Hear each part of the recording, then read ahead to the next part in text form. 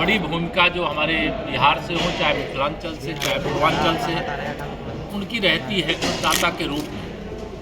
सबसे पहले तो मैं उनको अपील करूंगा कि सभी जो यहाँ पर निवास करते हैं, गाजियाबाद में हो, चाहे वह नोएडा में हो, चाहे वह दिल्ली में हो, जहाँ अस्थायी रूप से निवास कर गए, वहाँ के वो मतदाता के रूप में जो इस समय मतदाता सूची में शामिल होने के लिए फार्म को भरने का अवसर आया है, चुनाव आयोग जो मतदाता सूची शुद्धिकरण का अभियान चला रहा है उसका हिस्सा बने और बढ़ चढ़ करके उसमें हिस्सा ले और यहाँ जहाँ वो मतदाता के रूप में अपना मतदान करते रहें, यहाँ पर मतदाता बने रहें।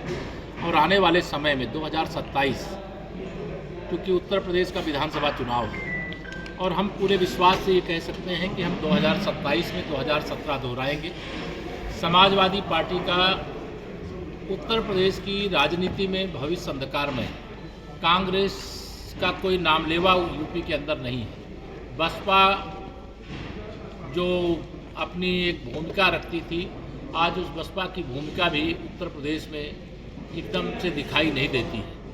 विकसित भारत का लक्ष्य 2047 तक माननीय प्रधानमंत्री श्री नरेंद्र मोदी जी के नेतृत्व में रखा गया है। उत्तर प्रदेश विकसित भारत का मुख्य केंद्र है। उत्तर प्रदेश अगर विकसित होगा तो भारत को विकसित होने से कोई रोक नहीं सकता। इसलिए उत्तर प्रदेश में मुख्यमंत्री योगी आदित्यनाथ जी के नेतृत्व में हम लोगों ने विकसित उत्तर प्रदेश के लिए अभियान चलाया है और तीव्र गति से यूपी को विकास के नए मुकाम की ओर लेकर के जा रहे हैं। इसमें गरीबों के जीवन में खुशहाली लाने के सारे उपाय जो किए जाने चाहिए वो किए जा रहे हैं। अन्नदाताओं की आमदनी बढ़ाने का प्रयास किया जा रहा है। युवाओं को रोजगार के व्यापक अवसर देने का काम किया जा रहा है।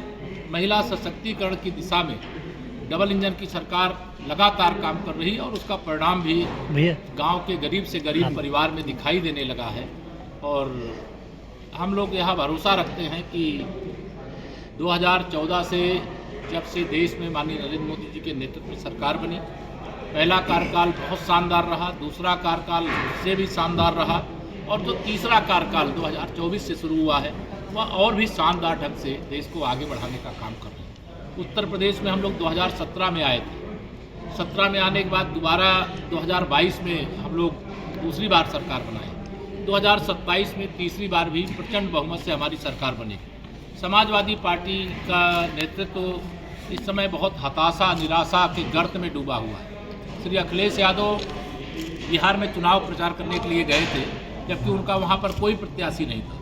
ये मंसूबा पाल करके गए थे कि अगर बिहार में आरजेडी जीतेगी तो उत्तर प्रदेश में समाजवादी पार्टी जीतेगी।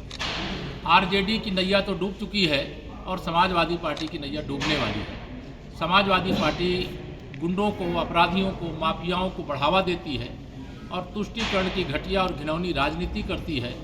इसलिए प्रदेश की जनता भाजपा के साथ जो 2014 से अपना नाता जोड़ा है उसमें लगातार मजबूती बढ़ाते हुए 2027, 29, फिर आगे हमारा 32 में विधानसभा आएगा, फिर 37 में विधानसभा आएगा। 2047 तक विपक्ष का देश की राजनीति में और उत्तर प्रदेश की राजनीति में कोई भविष्य नहीं है।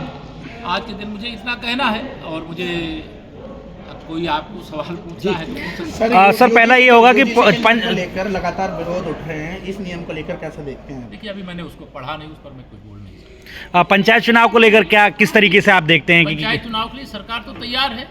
सरकार की ओर से पूरी तैयारी भी की जा रही है कि हम पंचायत चुनाव समय पर कराएं। अगर कोई तकनीकी कोई समस्या आएगी तो उस परिस्थिति के अनुसार निर्णय लिया जाएगा। संकट की बात कर रहे हैं और आप विकसित तीसरा दशक है भाजपा सरकार का, ठीक है, केंद्र में भी है, इसमें भी है। अभी आपने बात की कि हम मतलब 2014 से बहुत आगे आ चुके हैं। बाकी हम आगे आए, हम भी मान रहे हैं, लेकिन बहुत दुर्भाग्यपूर्ण घटनाक्रम हुआ है और उसका हमको भी दुख है।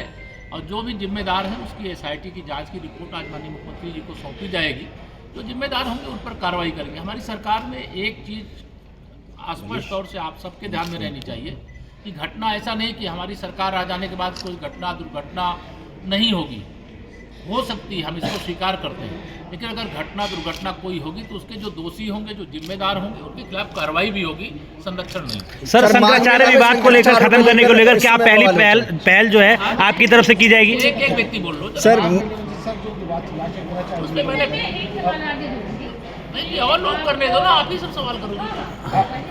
सवाल यही है कि माघ मेले में जो विवाद चल रहा है उसको लेकर के पूरा नहीं, हमने भगवान शंकराचार्य जी के चरणों में प्रार्थना किया है, अपील किया है कि वो विवाद को समाप्त करें, विरोध को समाप्त करें, संगम स्नान करके इस विषय का पटाक्षेप करें, ऐसी उनसे प्रार्थना। आपको मुख्यमंत्री के रूप में देखना चाह रहे हैं शंकराचार्य जी, क्या कहेंगे? वो तो राजनीतिक क्षेत्र के लोग नहीं है, वो उनकी भावना है, संत के रूप में वो जो भी बोलते हैं हम उनको शीश झुका करके प्रणाम करते हैं, लेकिन जो विषय है, जो विवाद है, उस विवाद के पटाक्षेप के लिए हम पुनः भगवान शंकराचार्य जी के चरणों में प्रणाम करके अपील करते हैं कि अब अपना विरोध समाप्त करके, संगम स्नान करके, देश में तमाम लोग उनके बारे में ये चाहते हैं कि अब वो स्नान करके विवाद को समाप्त। सर मुख्यमंत्री के रूप में देख रहे हैं, शब्द का प्रयोग किया गया, उससे काफी ऐसा मैं माननीय मुख्यमंत्री जी ने किस परिप्रेक्ष्य में कहा है मैं नहीं जानता हूँ जी, लेकिन उन्होंने कोई पूज्य शंकराचार्य जी का नाम नहीं लिया। मंत्री जी, कैबिनेट मंत्री सुनील शर्मा जी का बयान मेरे पास रिकॉर्ड है। उनका ये कहना है कि ट्रांसजेंडर की जनता को मेडिकल की कोई सुविधा हम उपलब्ध नहीं करा पाएंगे, जगह जगह छोटे छोटे अस्पताल हमने बना के दिए हैं। मेरी हड्डी टूट जाएगी, वहाँ व्यवस्था नहीं है, सर में गहरी चोट लगेगी, वहाँ व्यवस्था नहीं है। तो एक मंत्री जी का बयान जनता के लिए इस प्रकार का आप क्या कहेंगे? मुझे मालूम नहीं है, हम तो देश के 140 करोड़ लोगों के अच्छे स्वास्थ्य की कामना करते हैं, प्रार्थना करते हैं। उत्तर प्रदेश में 25 करोड़ लोगों के स्वास्थ्य को ध्यान में रख करके तमाम स्वास्थ्य सुविधाएं प्रदान की जा रही हैं। आयुष्मान भारत योजना पूरे भारत में, पूरे उत्तर प्रदेश में चल रही है। जिनको नहीं इस सुविधा से लाभ मिल पाता, उनको मुख्यमंत्री प्रधानमंत्री राहत कोष से भी चिकित्सा सहायता दी जाती है। इस देश का कोई भी बीमार व्यक्ति पैसे के अभाव में जीवन के संकट से ना जूझे, इसका सरकार की यही। मौर्य खोड़ा के लिए फिर 18.5 करोड़ रुपए सरकार ने पास किए हैं, वो जमीन पर कब तक आ पाएगी? कौन से 18.5 करोड़ रुपए अभी डीएम गाजियाबाद और सुनील शर्मा जी के नेतृत्व में अभी पास हुए हैं, वो पानी को लेकर के, पेयजल देखिए, पेयजल को लेकर के हर घर शुद्ध नल से जल पहुंचाने का संकल्प है हमारी डबल इंजन सरकार का, और उसको लेकर के गाजियाबाद सहित प्रदेश ही नहीं पूरे हिंदुस्तान में हर घर, अगड़ी जाति, पिछड़ी जाति, अनुसूचित जाति, गरीब अमीर का कोई भेदभाव किए बगैर सबके जीवन में जो पानी की तो जरूरत होती है, तो सबको शुद्ध पानी। शंकराचार्य जी मुख्यमंत्री के रूप में आपको देखना चाह रहे हैं, क्या कहेंगे आप? एक बार उत्तर दे दिया कि वो पूज्य शंकराचार्य जी हैं, वो संत हैं, उस पर उन्होंने क्या बोला उस पर वो राजनीतिक व्यक्ति नहीं है जी, लेकिन वो पूज्य संत हैं, उनसे प्रार्थना है कि संगम स्नान करके विवाद के बाद। बहुत बहुत धन्यवाद जी, बहुत बहुत आभार।